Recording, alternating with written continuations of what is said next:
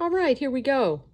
Today we're going to be doing a painting and a mixed media project of a tree in perspective. And it's kind of a fall tree because we have a big harvest moon in there.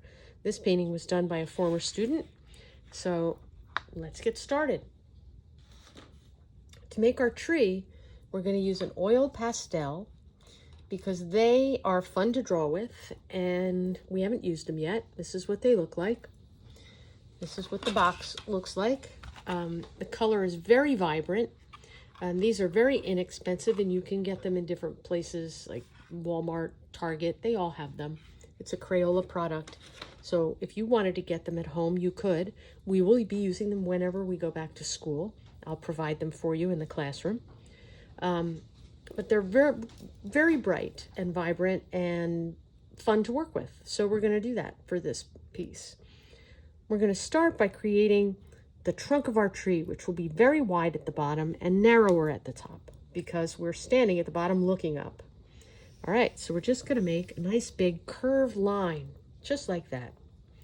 Then we're going to come back down to the bottom of our paper in the center, about the middle, and we're going to come off to the top corner because we want to make a big fat tree, big and fat at the bottom because we're standing close to here.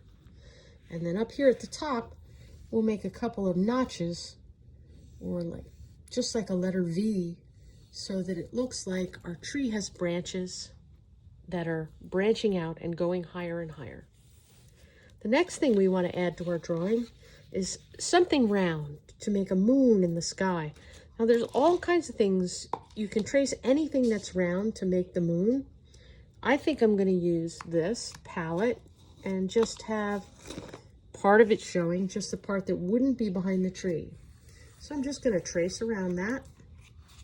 And now I have my half circle for the moon. Down here in the corner, we need to add a horizon line, right? Because it's separating the ground from the sky, and we want to do that. And then let's also add a fence because it's nice to have some kind of detail. A fence is just posts, right? With rails. And also I like to add finials at the top, which are just little decorative objects to sort of finish off the top of the post. And then the rails just go across, just like that. Very simple drawing, very few elements.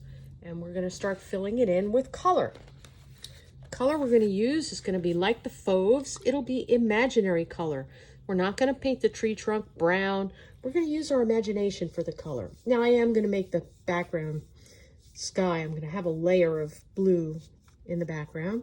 I'm using my Tempera paints, cake temperas, which we'll use in school, and a big brush.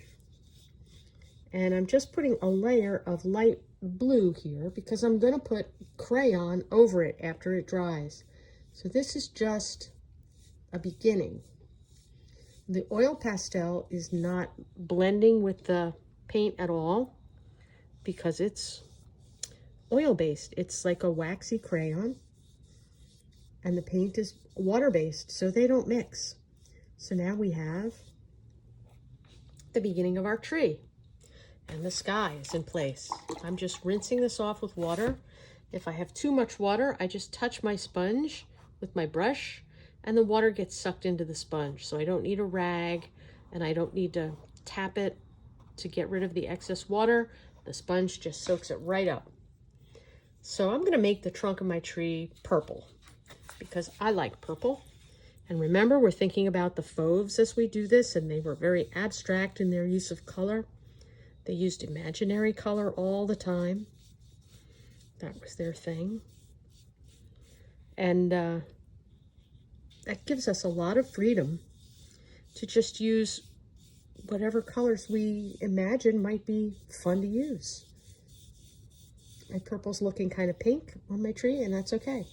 Now later, when I go back with my crayons and my oil pastels, I might decide to add some browns over top of the purple, and that would be beautiful, a beautiful combination. It's wonderful to experiment with color and see what you get.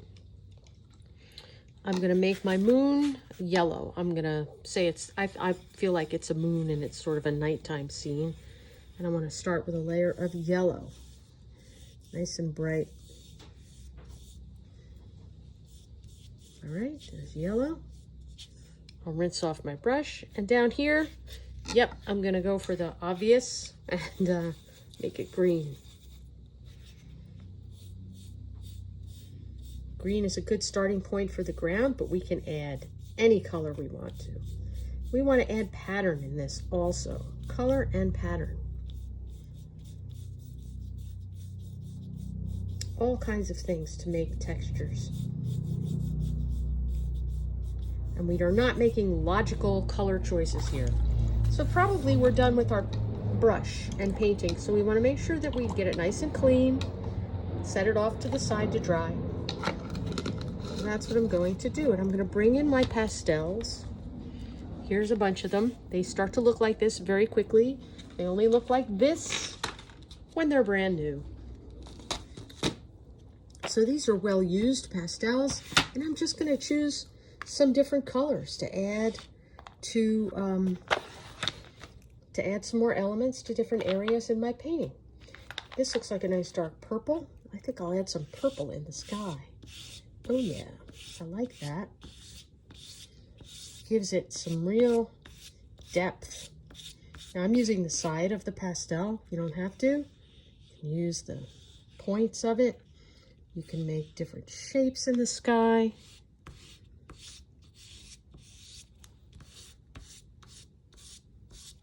Maybe there's some clouds in the sky. Let's make some lines that might look like clouds. Here's a nice blue. I'm going to add some blue in there. Some lines, right? I've made a pattern of lines now. I like lines and shapes. Some things. Maybe the wind is blowing. We're just adding some activity here, making our surface really active and energetic by adding patterns and colors. And whatever colors we like. All right, let's add some more of that. There we go. On the tree itself, it's very pink. I think I would like to add something, maybe a little bit of brown or even black, and maybe I'll make it appear like bark. And I might make a swirl to make it look like a knot in the tree. And all I have to do is make a line and wrap it around. If it goes around, it's going to look kind of like a big knot in the tree. And I can make another shape over here. I like that color. What other color can I use? Let's see. Go over to this box. I'm going to sort of a reddish brown and add some more of that. Like that. Here's a brown. Let's have that going maybe up through the branches. And of course, you can just put solid color in there, let that pink show through. Use your imagination. Maybe I'm gonna make some grass that looks like grass. It's very green though.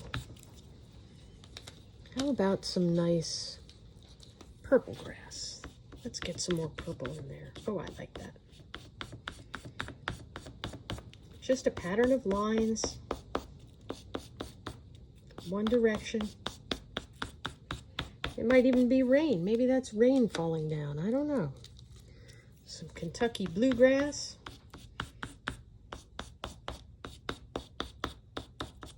You can just keep going and going and going. And that leaves the moon. What sort of colors can we add to the moon? Here's an orange that looks like it wants to be used. Let me add some orange to the moon. Ooh. That's a nice color. Should I add some craters? What does a crater look like? Just some circles.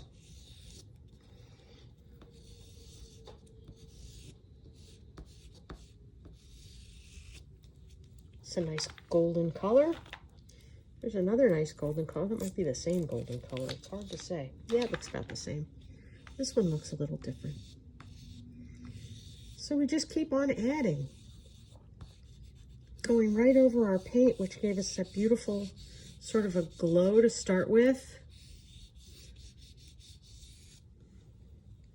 And our Fauvist tree with imaginary color is finished. That looks good. It's finished whenever you decide it's finished. When you decide that's enough tree, that's enough detail, that's enough everything. That's when it's done. There you go. And when it's all done, you sign your name. Thanks for watching.